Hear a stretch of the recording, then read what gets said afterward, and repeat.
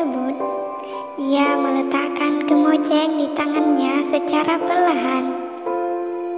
Gadis itu baru saja selesai membersihkan ruang kerja sang suami dan nalurinya memaksa untuk mengetahui apa saja yang pria itu simpan di dalam sana.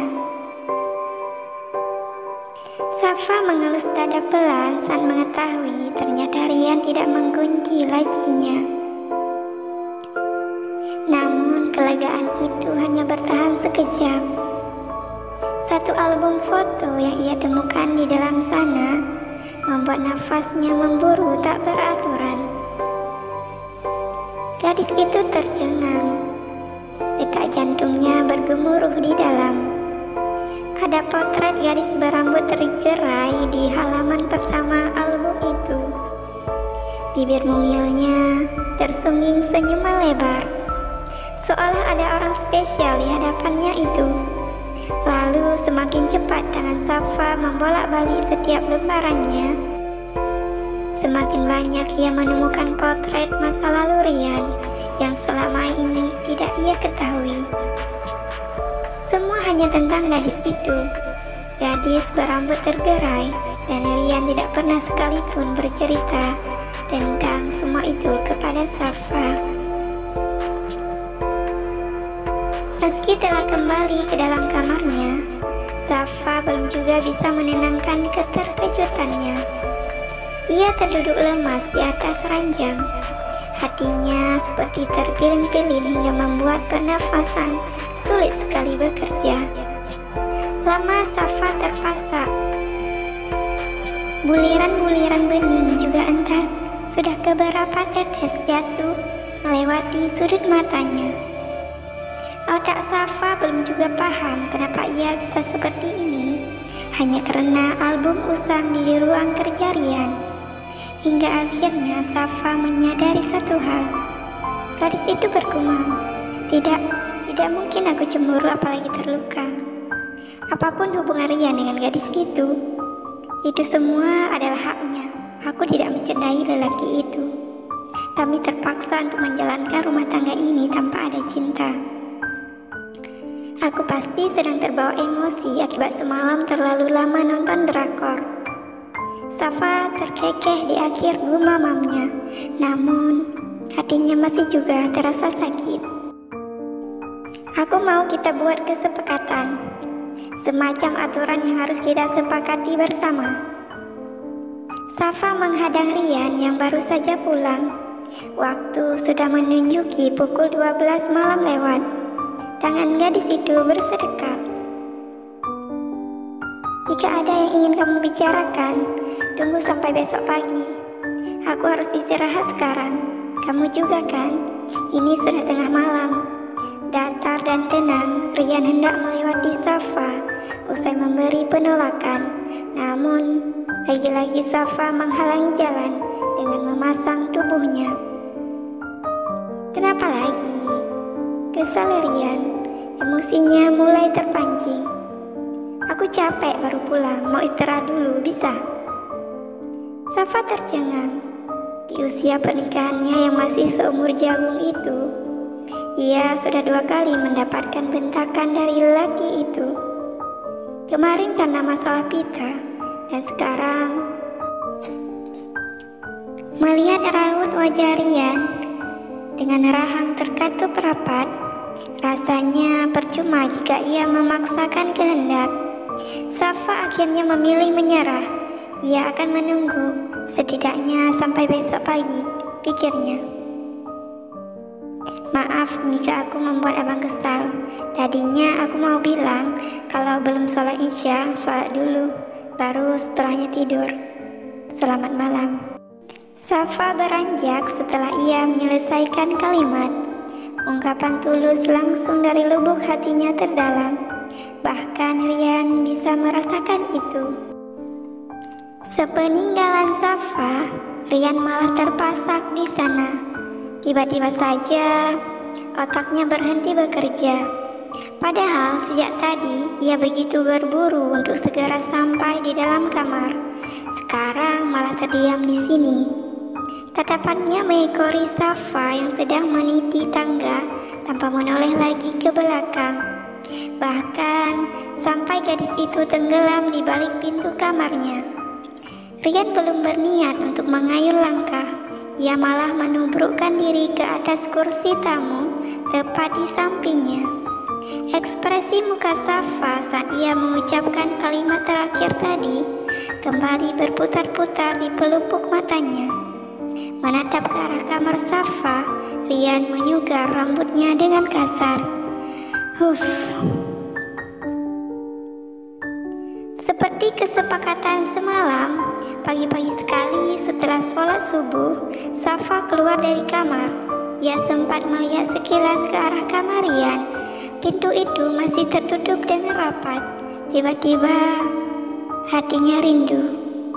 Rindu saat-saat di mana Rian datang membangunkannya untuk mengajak sholat subuh berjamaah.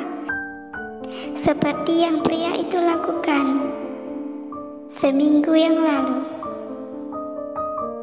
Menu untuk sarapan sudah terhidang di atas meja.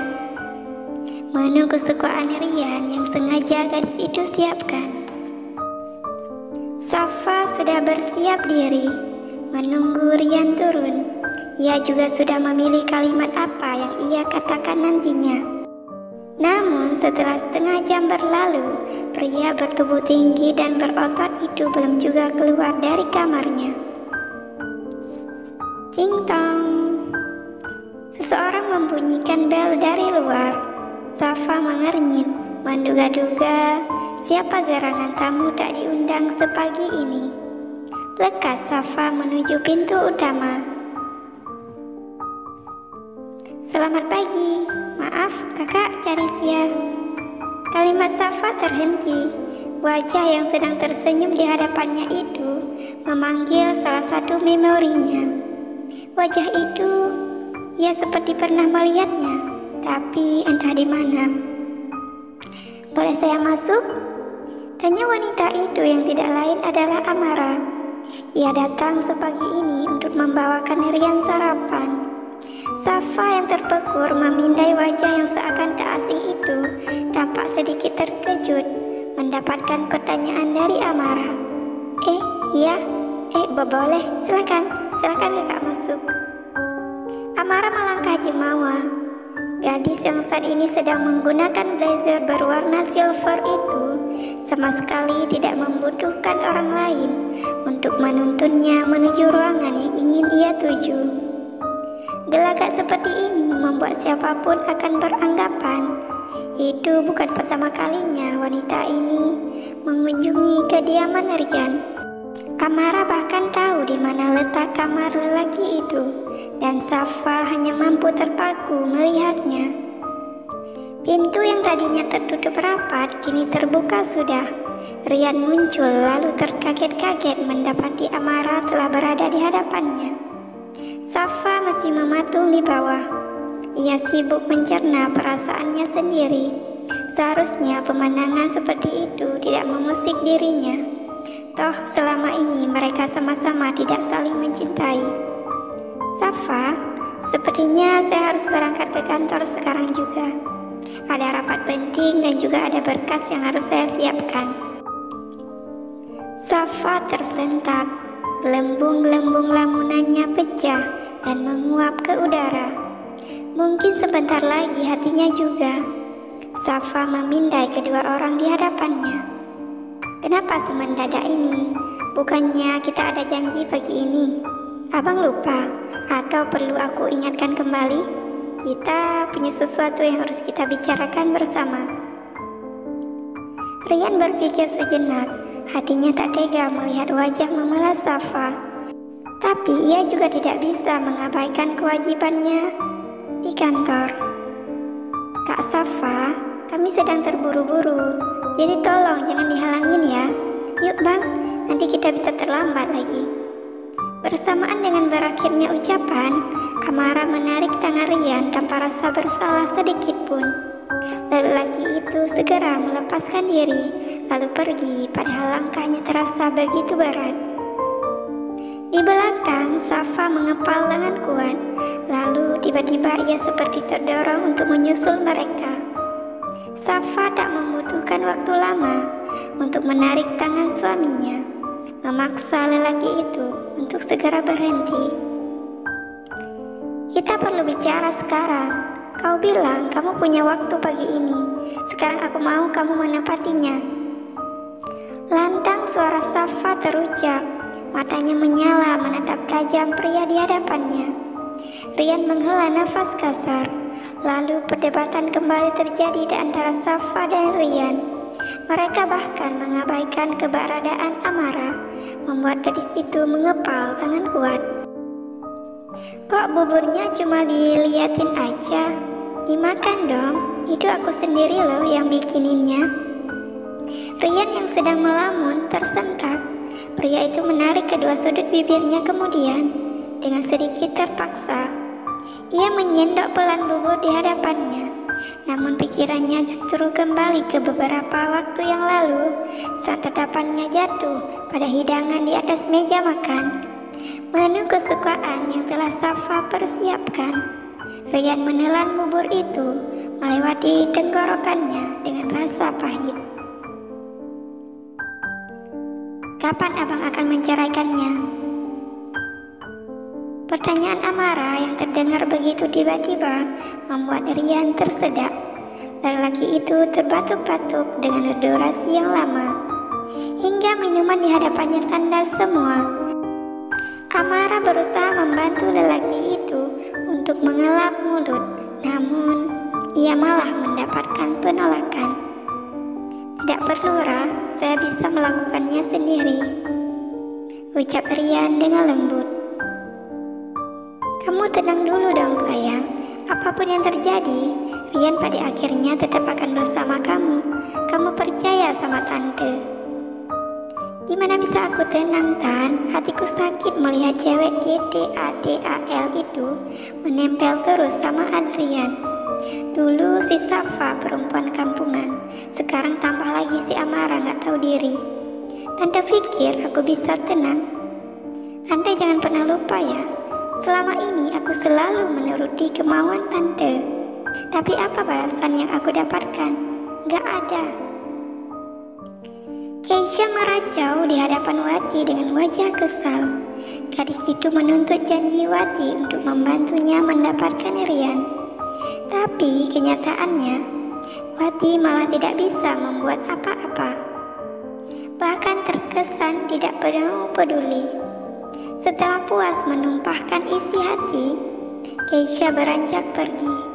Pandangan Wati mengikuti tubuh sintal itu hingga semakin jauh, lalu menghilang di balik pintu gerbang. Kamu pikir setelah bendakan yang aku terima tadi, aku masih menginginkanmu sebagai menantuku? Jangan harap. Amara jauh lebih segala-galanya daripada kamu yang sombongnya selangit. Ia jauh lebih cantik, baik, dan yang paling penting, Amara ada investor terbesar di A&E Property. Senyum licik Wati mengembang. Sejak tadi pagi, Safa menghabiskan waktu untuk mencari barang apa saja yang akan memberinya petunjuk tentang hubungan Rian dengan gadis tadi pagi. Meski hatinya sangat yakin jika mereka punya hubungan spesial, sialnya tidak ada apapun yang bisa ia dapatkan selain album kenangan itu. Malam sudah hampir larut. Safa belum juga beranjak dari ruang tamu. Ia duduk dengan gelisah menunggu kepulangan suaminya. Jam di dinding sudah menunjuki pukul 11 lewat. Ada banyak tanya yang harus ia temukan jawabannya pada Rian. Bunyi bip khas kartu pas tertempel pada pintu penthouse itu menarik perhatian Safa. Tak lama kemudian, Rian muncul sambil menenteng tas kerjanya. Namun, yang membuat Safa mengernyit, suaminya tidak pulang seorang diri, melainkan bersama seorang temannya, dan lelaki itu adalah Han, Safa terkejut. Lelaki yang pernah menyatakan cinta semasa SMA-nya dulu, kini bersama Rian, suaminya. Mereka terlihat begitu akrab. Sama seperti Safa, pria klimis bernama Han itu juga tak kalah kaget. Safa, kok kamu? Kenapa Han? Kalian saling kenal? Terima kasih sudah menontonnya hingga akhir. Sampai bertemu di episode selanjutnya. Dukung saya dengan cara tap tombol subscribe, like, komen, dan share agar saya semakin semangat dalam mengupdate episode novel selanjutnya.